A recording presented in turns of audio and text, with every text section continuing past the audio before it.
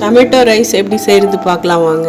அதுக்கு தேவையான பொருட்கள்: எண்ணெய், பிரியாணி இலை, லவங்கம், பட்டை, ஏலக்காய், வெங்காயம் போட்டுக்கோங்க.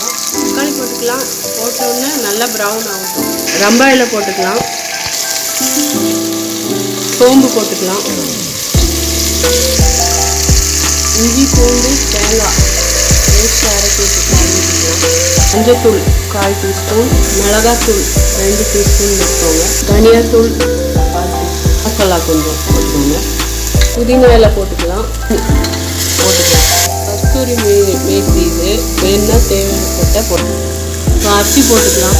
நான் 2 கிளாஸ் அரிசிக்கு 4 கிளாஸ் தண்ணி ஊற்றிருக்கேன். உப்பு போட்டு மூடி வச்சுட்டு 2 விசில் அப்புறம் பார்ப்போம். இது பாருங்கள் ஃப்ரெண்ட்ஸ், டேஸ்டியான டொமேட்டோ ரைஸ் ரெடி ஆயிடுச்சு. நீங்களும் இதை ட்ரை பண்ணி பாருங்கள். சப்ஸ்கிரைப் பண்ணுங்கள். தேங்க்யூ.